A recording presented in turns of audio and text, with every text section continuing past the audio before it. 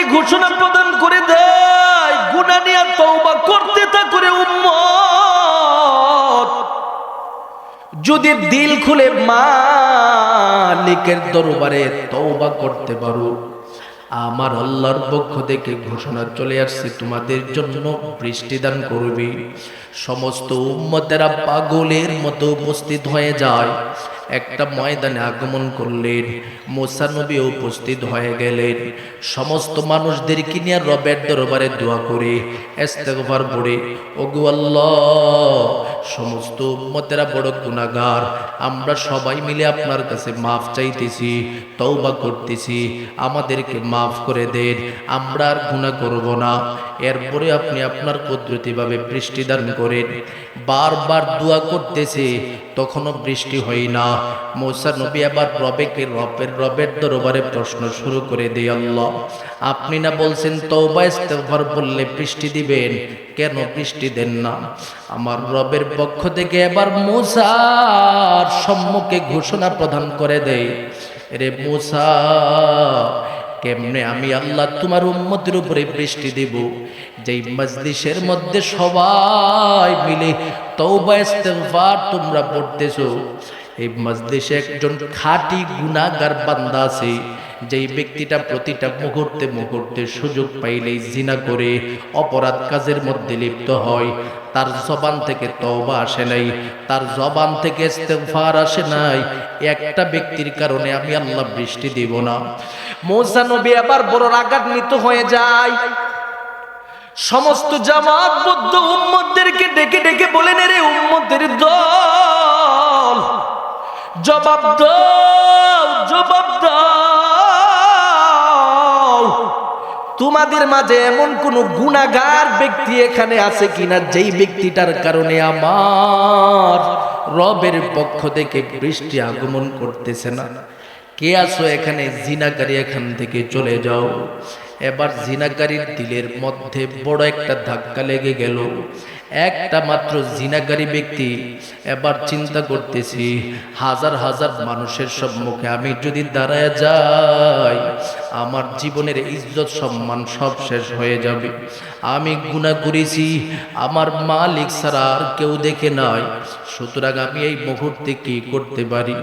গুনাহগার আল্লাহর বান্দাটা এবার চোখের পানিগুলো টপ টপ করে ছেড়ে দে, সেজদায় পড়ে একা একা আমার মালিকের দরবারে কান্দা আর ডেকে ডেকে বলে, নগো দয়ার মালিক,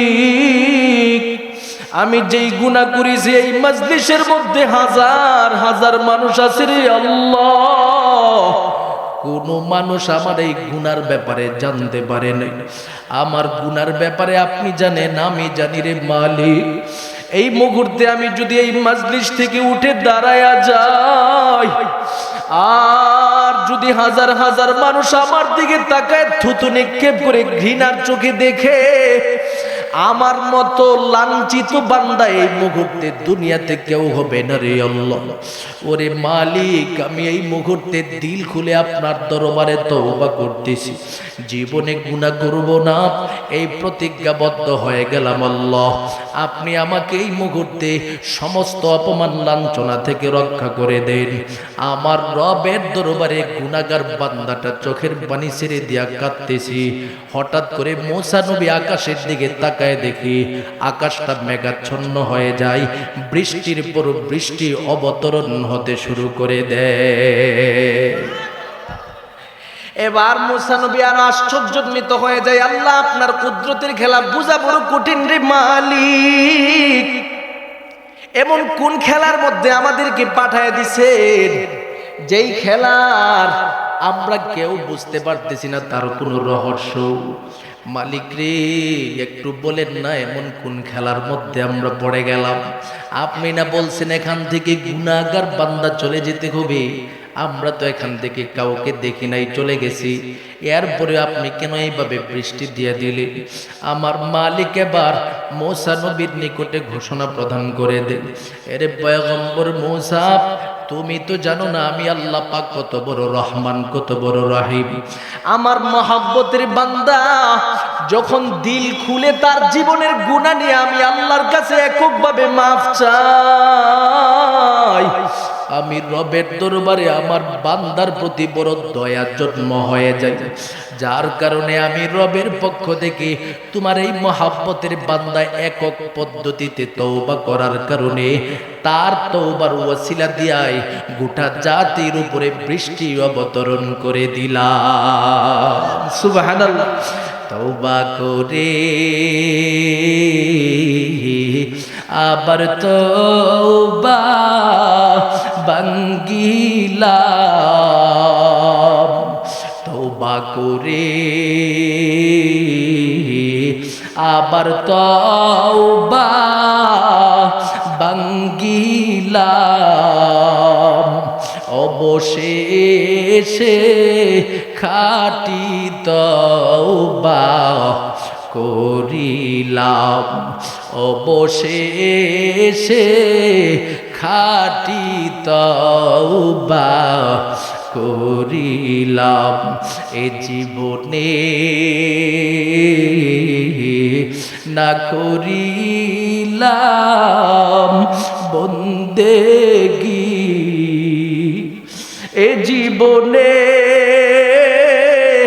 না করিলাম বন্দেগী, গুনাহ করে কাটাইলাম জিন্দেগি।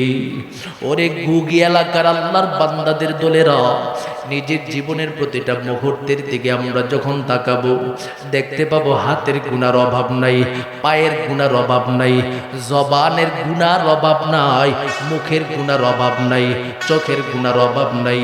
জীবনে কত গুনাহ করলাম, আমার রবের পক্ষ থেকে প্রাথমিকভাবে ঘোষণা প্রদান করে দেই, বান্দা গুনাহ নিয়ে যখন তুমি আমি রবের নিকটে তওবার পর তওবা করতে থাকো, আমি আল্লাহর পক্ষ থেকে তোমার সামনে এইভাবে সফলতার রাস্তা দেখায় দেই, যেইভাবে বনি ইসরাইলের এই মহব্বতের বান্দাটার চোখের সামনে তওবা করার কারণে সফলতার রাস্তা দেখায় দিলাম।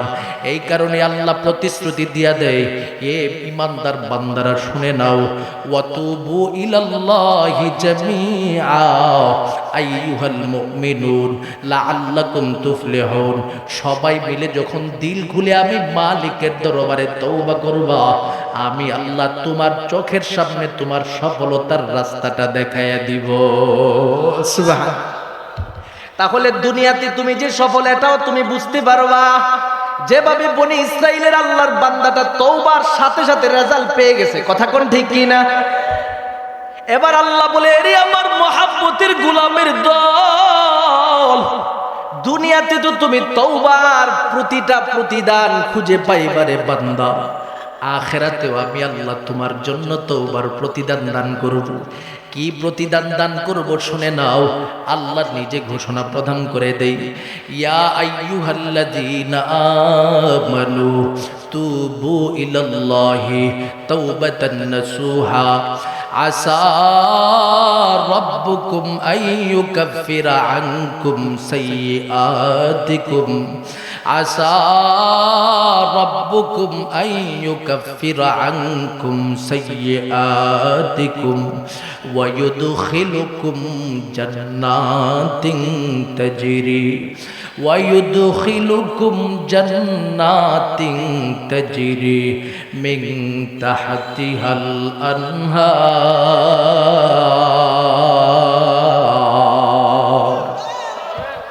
আমার রবের পক্ষ থেকে মানুষের সামনে আবার আখিরাতের ফজিলতের কথা বলে, বান্দা তুমি যদি পরিপূর্ণ ঈমানদার বান্দা হিসাবে নিজেকে পরিচয় দিতে চাও, আমি রবের পক্ষ থেকে ঘোষণা দিলাম, আমানু তুবু ইলাল্লাহ আমি রবের নিকটে পরিপূর্ণভাবে তওবা করে নাও। তওবার গুণে নিজেকে গুণান্বিত করে ফেলো। এই তওবাটা যদি ইখলাসের সাথে করতে পারো, নাসুহায়ে তওবা তুমি করতে পারো। এক নম্বরে আমি আল্লাহ তোমার জন্য কিভাবে প্রস্তুত করব, আসা রাব্বুকুম আইয়ুকাফিরা আনকুম সাইয়্যাতিকুম, তোমার জীবনের যত গুনাহ আছে সাথে সাথে আমি আল্লাহ মুছে দিব। দুই নম্বরে আমি আল্লাহ আখিরাতে তোমার জন্য প্রতিদান, ওয়ায়ুদখিলুকুম জান্নাত, তোমার জন্য আমি মালিকের পক্ষ থেকে জান্নাত নামক নিয়ামতটাকে নির্ধারণ করে প্রবেশের ব্যবস্থা করে দিব। সুবহানাল্লাহ। তাহলে ও গুগি এলাকার আল্লাহর বান্দা বান্দিদের দলেরা, ও পর্দার অন্তরালের মা গো, জীবনে কত গুনাহ করলাম, সমস্ত গুনাহ নিয়ে কি আজকে সুযোগ পাইলাম, তওবা করতে পারবো না। কারণ আমার মালিক তো প্রতিটা মুহূর্তে মুহূর্তে ডাকতে থাকে, বান্দা তোমার জীবনে গুনাহ আছে, গুনাহ নিয়ে তওবা করো, আমি মালিক ক্ষমা করার জন্য প্রস্তুত। আমি মালিক তো কেমন প্রস্তুত শুনে নাও, যার কারণে আল্লাহ পাক নিজে আরেক আয়াতের মধ্যে ঘোষণা দেই, ও নবী গো, দুনিয়ার প্রতিটা মানুষকে বলে দেন, গুগি এলাকার আল্লাহর মহাব্বতের বান্দাদেরকে বলে দেন, আল্লাহর মহাব্বতের বান্দিদেরকে বলে দেন, কুল ইয়া ইবাদিয়াল্লাযীনা আসরাফু আলা আনফুসিহিম লা তাকনাতু মির রাহমাতিল্লাহ ইন্নাল্লাহা ইয়াগফিরুদ যুনুবা জামিআ ইন্নাহু হুয়াল গফুরুর রহিম।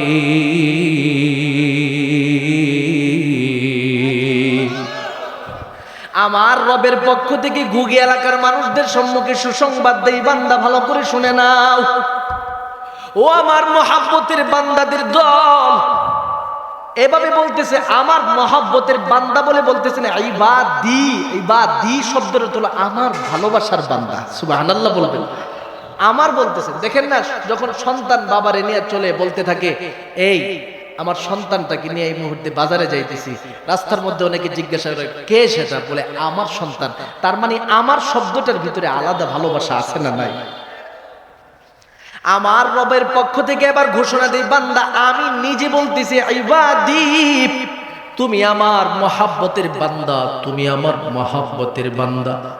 লা তাকনাতু মির রাহমাতিল্লাহ, এরে আমার বান্দা, জীবনে অনেক গুনাহ করেছো, অন্তরের মধ্যে গুনার মরিচিকা ফালায় দিছো, অনেক জিনার সুযোগ পেয়ে জিনা করেছো, নামাজ ছেড়ে দিয়েছো, সুদ খেয়েছো, ঘুষ খেয়েছো রে বান্দা। এবার আমি মালিকের দিকে প্রত্যাবর্তন করতে থাকো, আমি মালিকের রহমত থেকে নিজেকে নৈরাশ করে দিবা না রে বান্দা।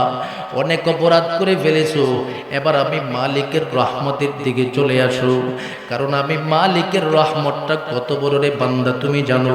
জীবনে কি গুনাহ করেছো, তোমার গুনাহ যদি সাগরের পরিমাণও হয়ে যায়, আমি মালিকের রহমতের দরওয়াজাটা তার চেয়েও বড়। সুবহানাল্লাহ বলে। আমার মালিকের রহমতের দরওয়াজাটা তার চেয়ে বড়, এটা কিভাবে বোঝা যায়? একটা উদাহরণ দিলে বুঝতে পারবেন। বনি ইসরাইলের যুগে মূসা নবী একদিন আমার মালিকের দরবারে জিজ্ঞাসা করেছিলেন, আল্লাহ, আমার উম্মতের মধ্য থেকে সবচেয়ে নেককার বান্দা কে হতে পারে, একটু জানতে চাই। মূসা নবীর এই কথা শুনে আল্লাহ বলেন, তার পরিচয় আমি আল্লাহ দিব। এবার আমার রবের দরবারে মূসা নবী জিজ্ঞাসা করে বলে, ওগো আল্লাহ, গুনাহগার ব্যক্তির পরিচয়ও জানতে চাই। বলে ঠিক আছে, এটাও জানায় দেব। তুমি যদি গুনাহগার ব্যক্তির পরিচয় জানতে চাও, এই মুহূর্তে অমুক জঙ্গলের কাছে চলে যাও, জঙ্গলের গেটের সম্মুখে দাঁড়ায় দাঁড়ায় অপেক্ষা করবা। ফজরের পরবর্তী সময়ে যেই ব্যক্তিটা সবার আগে জঙ্গলের ভিতরে ঢুকবে, ওই ব্যক্তিটা হলো তোমার উম্মতের মধ্যে সবচেয়ে থেকে গুনাহগার বান্দাদের অন্তর্ভুক্ত। কথাটি শোনার সাথে সাথে মূসা নবী চলে যায় সুবহে সাদিকের পরে জঙ্গলের গেটের সম্মুখে দাঁড়ায় দাঁড়ায় অপেক্ষা করতেছি। অপেক্ষা করতে করতে হঠাৎ করে তাকায় দেখি একজন আল্লাহর বান্দা ছোট একটা বাচ্চাকে নিয়ে রওনা হয়ে গেল, জঙ্গলের ভিতরে প্রবেশ করলো। জঙ্গলের ভিতরে ঢুকতেছে, মূসা নবী তার পরিচয় জানলো। ব্যক্তিটা সবচেয়ে থেকে নিকৃষ্ট বান্দা হিসাবে রবের দরবারে পরিচিত। এবার মূসা নবী চলে যায়, এবার আমার রবের কাছে আবেদন করলেন, আল্লাহ গুনাহগার ব্যক্তির পরিচয় তো জানলাম, এবার নেককার ব্যক্তির পরিচয়টা জানতে যাই। আমার রবের পক্ষ থেকে এবার মূসা নবীকে ডেকে ডেকে বলেন, রে পয়গম্বর মূসা, তুমি যদি নেককার আল্লাহর বান্দাকে দেখতে চাও, বিকালে সেই জঙ্গলের সামনে তুমি দাঁড়ায় যাও। যেই ব্যক্তিটা জঙ্গল থেকে সবার আগে বের হবে, ওই ব্যক্তিটা আমার কাছে এই দিবসে তোমার উম্মতের মধ্য থেকে সবচেয়ে থেকে বড় নেককার বান্দা। সুবহানাল্লাহ। এবার মূসা নবী তো বিষয়টা বোঝার জন্য চলে যায় ওই জঙ্গলের সামনে, গেটের সম্মুখে দাঁড়ায় দাঁড়ায় অপেক্ষমান। অপেক্ষার পরে অপেক্ষার প্রহর গণতেছে। কিছুক্ষণ পরে হঠাৎ করে দেখা যায় যেই ব্যক্তিটা সকাল বেলা জঙ্গলের ভিতরে ঢুকছে, এই ব্যক্তিটাই বের হচ্ছে। সুবহানাল্লাহ বলবেন। বলেন তো দেখি, সকালে যেই ব্যক্তি ঢুকছিল নেককার ছিল না গুনাহগার ছিল? কিন্তু এবার ওই ব্যক্তিটাই বের হচ্ছে। আল্লাহ মূসার কাছে পরিচয় করায় দেয়, মূসা এটা নেককার বান্দা, এটাই তোমার উম্মতের মধ্যে আজকে এই দিবসের নেককার উম্মতের অন্তর্ভুক্ত। এবার তো আশ্চর্যান্বিত হয়ে গেলেন, আল্লাহ এই রহস্য কি, এটা তো বুঝতে পারি। জঙ্গলের ভিতরে এমন কি আছে যেটা পাওয়ার কারণে সে বড় নেককার হয়ে গেল? আমার রবের দরবারে মূসা নবী ডেকে ডেকে বলেন, আল্লাহ বিষয়টা একটু আমার সম্মুখে উপস্থাপন করে দেন। আমার মালিকের পক্ষ থেকে এবার মূসা নবীকে বলি, রে পয়গম্বর মূসা কালিমুল্লাহ, আমি রবের যেই বান্দাটাকে তুমি নিকৃষ্ট দেখেছিল, সে যখন জঙ্গলের ভিতরে ঢুকেছিল, সেখানে ঢোকার পরে তার সাথে ছোট একটা বাচ্চা তুমি দেখছনি? বলে হ্যাঁ দেখছি। এই ছোট বাচ্চাটা তার বাবাকে প্রশ্ন করতেছে, ও মহাব্বতের বাবা জবাব দেন, এই মুহূর্তে আপনার কাছ থেকে জবাব চাই, এত বড় জঙ্গলের চাই থেকে পৃথিবীতে আর কিছু আছে কি? সন্তানের জবাবে বাবা বলেন, অবশ্যই জঙ্গলের চাই থেকে একটা জিনিস আছে, তার নাম হলো সাগর। সন্তান এবার বাবাকে প্রশ্ন করে বলে, বাবা সাগরের চাই থেকে বড় কিছু আছে? বলে আল্লাহর আসমান সমূহ সাগরের চাই থেকে বড়। এবার সন্তান ডেকে ডেকে বলেন, বাবা আল্লাহর আসমানের চেয়ে থেকে বড় কিছু আছে? সন্তানের দিকে তাকায় বাবা বলে, অবশ্যই আছে, সেটা হলো আমার মালিকের আরশ। আমার মালিকের আরশ অনেক বড়, জমিনের চেয়ে থেকে বড়, আসমানের চেয়ে থেকে বড়।